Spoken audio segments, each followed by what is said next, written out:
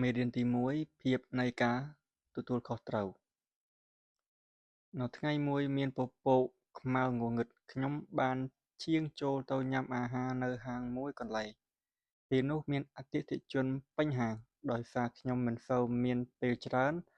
ទើបដើរទៅអង្គុយត្រង់កៅអីមុខបារបន្ទាប់ពីអង្គុយនៅលើកៅអីមិនបានប៉ុន្មាននាទីមានកម្លោះម្នាក់ដើរប្រមូលថាសដែលមានចានអាហាររាយពោពាយគឺគេយកចានទាំងនោះទៅទុកនៅផ្ទះបាយយ៉ាងប្រញាប់ប៉ុន្តែពេលដែលគេក្រឡេកឃើញខ្ញុំអង្គុយនៅត្រង់នេះគេក៏ឈប់ហើយដើរមកសួរថាតើមានអ្នកណាមកសួរលោកពីកម្មង់អាហារហើយឬនៅខ្ញុំឆ្លើយត្រឡប់ទៅវិញថានៅទេខ្ញុំចង់បានសាឡាត់មួយចាននិងនំប៉័ងពីរដើមបានតើលោកចង់យកភេសជ្ជៈអ្វីដែរសុំកូកាកូឡាមួយកំប៉ុងសុំទោសផងក្នុងហាងនេះមានតែពេបស៊ីតើបានទេ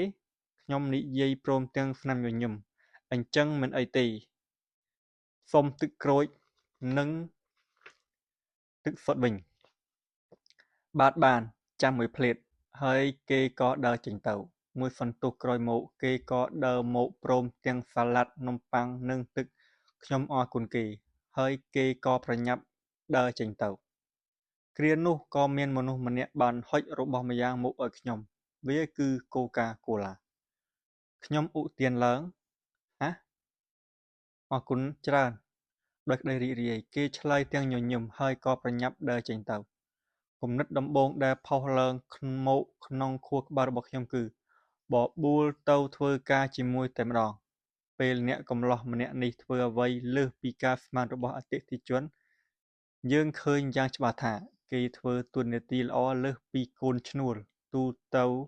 ច្រើនណាស់ហើយពេលខ្ញុំគិតដល់រឿងពិសេសដែលគេទើបតែធ្វើខ្ញុំក៏កាន់តែចង់និយាយជាមួយនឹងគេច្រើនដូច្នេះពេលមានឱកាសទើបខ្ញុំបកដៃហៅគេមកភ្លាម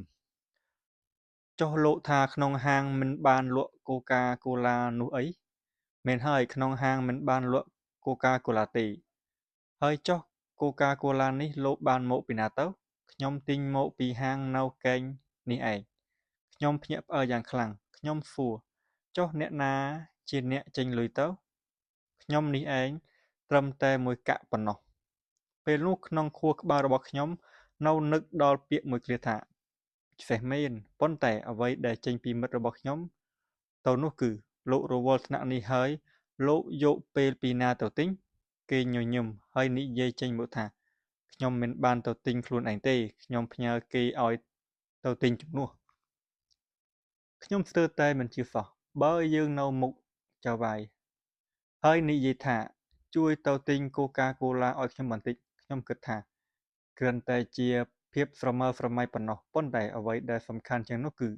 ទង្វើរបស់គេបង្ហាញឲ្យឃើញពីការចេះទទួលខុសត្រូវនិងការបដូរសំណួរបានយ៉ាងល្អ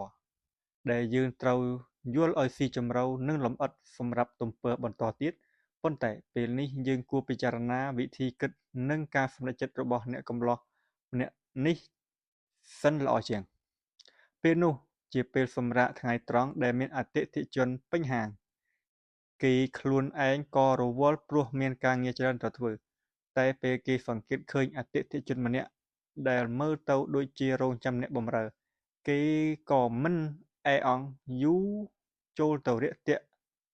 ដែលខ្លួនអាចធ្វើបានទោះបីមិនមែនកន្លែងសម្រាប់បម្រើការដោយ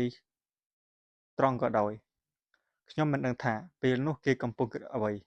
ប៉ុន្តែអ្វីដែលប្រាកដគឺពេលជួបនឹងស្ថានភាពដែលប្រហាក់ប្រហែលគ្នាហើយមនុស្សម្នាជាច្រើនប្រហែលជាមានគំនិតដូចជាហេតុអ្វីខ្ញុំត្រូវធ្វើការគ្រប់យ៉ាងម្នាក់ឯងនរណាជាអ្នកទទួលខុសត្រូវកន្លែងនេះទៅតើពេលណាទើបលោកបន្ថែមទំនិញឲ្យច្រើនយ៉ាងនេះហេតុអ្វីបានជាហាងរបស់យើងមានបុគ្គលិកមិនគ្រប់គ្រាន់អីចឹងពេលណាទើបពួកអតិថិជនចេះមើលបញ្ជីមុខអាហារខ្លួនឯងខ្លះ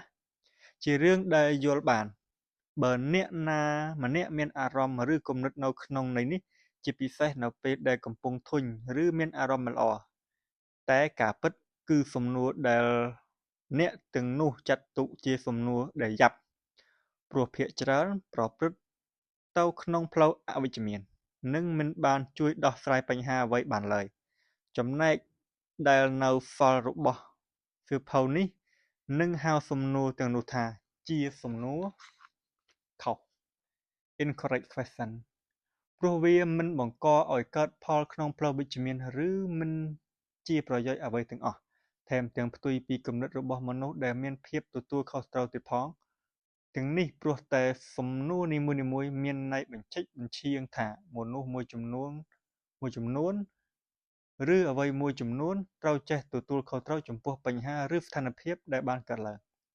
សំណាងអាក្រក់អ្វីម្ល៉េះដែលសំណួរទាំងនោះជាគំនិតដំបូងដែលផុសឡើងនៅក្នុងខួរក្បាលរបស់យើងការពិតដែលគួរឲ្យសោកស្ដាយគឺពេលពួកយើងភាគច្រើនត្រូវជួបនឹងរឿងមួម៉ៅឬបញ្ហាមួយចំនួនប្រតិកម្មតបដំបូងរបស់យើងច្រើនតែកើតឡើងនៅក្នុងផ្លូវអវិជ្ជមាននិងចេញទៅក្នុងផ្លូវគ្រប់គ្រងខ្លួនឯង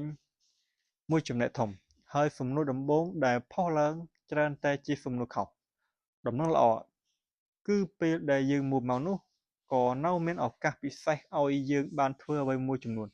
និងប្ដូរសំណួរក៏អាចជួយឲ្យយើងស្រវាវាយកប្រយោជន៍ពីឱកាសនេះបានដែរហើយពេលសំណួរខុសបានផុសឡើងក្នុងខួរក្បាលរបស់យើងអាចជ្រើសរើសបានថាតើត្រូវសម្រេចចិត្តបែបណានៅដោយព្រមទទួលសំណួរទាំងនោះមែនហើយពេលណាទើបមានមនុស្សមកជួយច្រើនជាងនេះឬមិនបដិសេធហើយបង្វែរទៅដាក់សំណួរដែលល្អជាងនិងបង្ហាញដល់ការទទួលខុសត្រូវច្រើនជាងដូចជាតើខ្ញុំជួយគាំទ្រដល់ក្រុមរបស់យើងបានយ៉ាងដូចម្តេចខ្លះសរុបទៅគំនិតសំខាន់គឺប្ដូរសំណួរគឺជ្រើសរើសផ្លូវដែលល្អដោយការសួរសំណួរដែលល្អ